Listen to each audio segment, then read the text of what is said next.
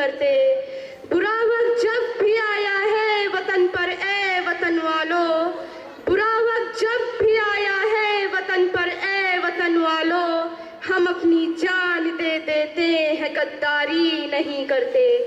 عزت مآب صدر مجلس، محترم اساتذہ کرام، معزز سامعین کرام اور میرے پیارے بھائیوں اور بہنوں، آج کے اس پروگرام میں مجھے لفظ کشائی کا موقع ملا ہے جس کا عنوان ہے جمہوریت اور ہمارا معاشرہ.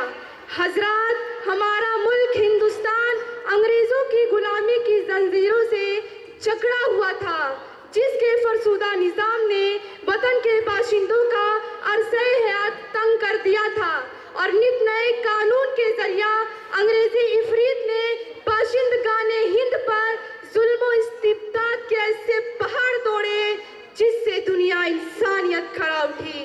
بلاخر وطن کے باشندوں میں آزادی کی حرارت تیز ہوئی، جسے مہاتما گاندھی کی ستیہ گرہ نے، سبھاش چندر بوس کی در بدر کی ٹھوکروں نے، مولانا محمد علی جوہر کی قید و بند کی صعوبتوں نے اور اشفاق اللہ خان جیسے لاتعداد مسلم مجاہدین کے قیمتی جانوں کے نذرانوں نے شعلہ بنا دیا.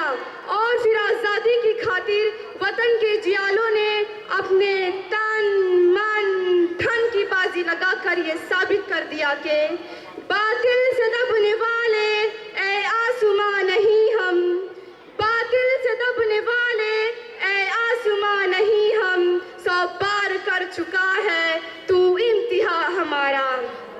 سامعین کرام، جب آزادی کی حرارت پروان چڑھی تو وطن کے مجاہدین نے بلا تفریق مذہب و ملت متحد ہو کر اپنی عظیم قربانیوں کے ذریعے انگریزی عفریت کو ایسا دندانے شکن جواب دیا کہ وہ ملک بدر ہونے پر مجبور ہو گئے اور وطن عزیز ان کے ناپاک سایہ سے پاک ہو گیا. اس طرح ہمارا ملک ہندوستان آزاد ہوا، وطن کے باشندوں کو ظلم و استبداد کی مشقتوں سے راحت نصیب ہوئی اور ہمارا ملک آزادی کی شہنائیوں سے گونج اٹھا. ایک ہو جائے تو بن سکتے ہیں خورشید مبیں، ایک ہو جائے تو بن سکتے ہیں خورشید مبیں، ورنہ ان بکھرے ہوئے تاروں سے کیا بات بنے. سامعین کرام، آزادی حاصل ہونے کے بعد ضرورت محسوس ہوئی کہ ہمارا اپنا دستور ہو جس کے سایہ تلے وطن کے باشندے امن و سکون کے ماحول میں زندگی گزار سکیں اور سرفروشان وطن کا خواب شرمندہ تعبیر ہو سکے. چنانچہ ڈاکٹر بھیم راؤ بابا صاحب امبیڈکر کی قیادت میں ملک کے دانشوروں کی ایک دستور ساز کمیٹی عمل میں آئی، جس کے تحت دستور ہند تیار ہوا اور پھر اسے 26 جنوری سن 1950 عیسوی کو نافذ کیا گیا.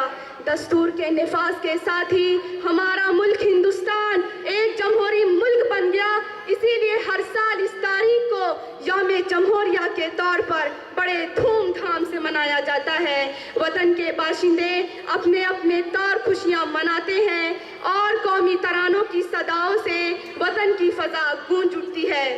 حضرات، ڈاکٹر بابا صاحب امبیڈکر نے دستور ہند کے ذریعے وطن عزیز کو قابل افتخار بنایا، جس میں ہر مکتب فکر کے لیے ایسے رہنما اصول ترتیب دیے گئے جو اس بات کے ضامن تھے کہ انہیں اپنے ملک میں آزادانہ طور پر نقل و حرکت کی اجازت ملے. ہر شخص کو آزاد فضا میں رہ کر اپنے مذہب پر عمل اور اس کی اشاعت ملے. مگر افسوس، صد افسوس کہ وہ ایک ٹولہ کا اسیر ہو گیا جس نے اپنی ریشہ دوانیوں کے ذریعہ دستور ہند کی صاف ستھری شبیہ کو بگاڑ کر جگ ہسائی کا موقع فراہم کیا. اور حد تو یہ ہے کہ وہ ایک طرف گنگا جمنی تہذیب کے تانے بانے کو بکھیر کر ملک کے باشندوں کو بانٹنے کی کوشش کر رہے ہیں، تو دوسری طرف اپنے فاسد نظریات عوام الناس پر تھوپ کر اپنی بالادستی قائم کرنے کی مذموم سازشیں رچ رہے ہیں. دل کے پھپھولے جل اٹھے سینے کے داغ سے، دل کے پھپھولے جل اٹھے سینے کے داغ سے، اس گھر کو آگ لگ گئی گھر کے چراغ سے. सामीन किराम, आज फिरका परस्त ताकतें अपने मफाद की खातिर अकलियतों बिलखुसूस मुसलमानों को मशक़े सितम बना रखा है। लो जिहाद के नाम पर मुस्लिम नौजवानों को सलाखों की नज़र किया जा रहा है। मुख्तलिफ हीलों से उन्हें दहशतगर्द साबित करने की नापाक कोशिशें की जा रही हैं। मुस्लिम औरतों की इस्मत और इफ़्फ़त से खिलवाड़ किया जा रहा है। मुसलमानों के इमदाद को तबाह बर्बाद किया जा रहा है।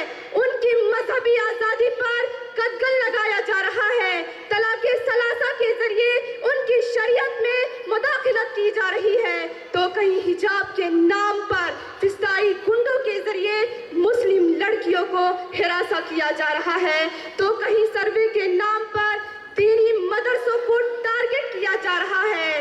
हत्ता के मुसलमानों को दूसरे दर्जा का शहरी बनाने के लिए नाम निहाद मशीनरी हरकत में आ गई है और तो और मुसलमानों से वतन की मोहब्बत और वफादारी की सर्टिफिकेट का मुतालबा किया जा रहा है, जबकि हकीकत ये है कि जब गुलिस्तां को खूह की ज़रूरत पड़ी, जब गुलिस्तां को खूह की ज़रूरत पड़ी, सबसे पहले हमारी ही गर्दन कटी।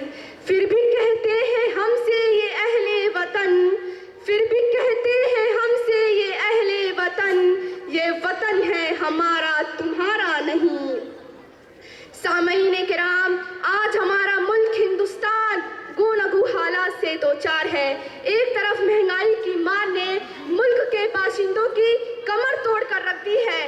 डीजल, पेट्रोल से लेकर खूर्दनी अशिया तक की कीमतें आसमान को छू रही हैं, तो दूसरी तरफ मुल्क के नौजवानों की कीमती औकात बेरोजगारी के नजर हो रहे हैं। इस पर मुस्तज़ाद अरबाब इक़्तिदार के जरिया GDP के नाम पर कौमी वर्से को फरोख्त किया जा रहा है।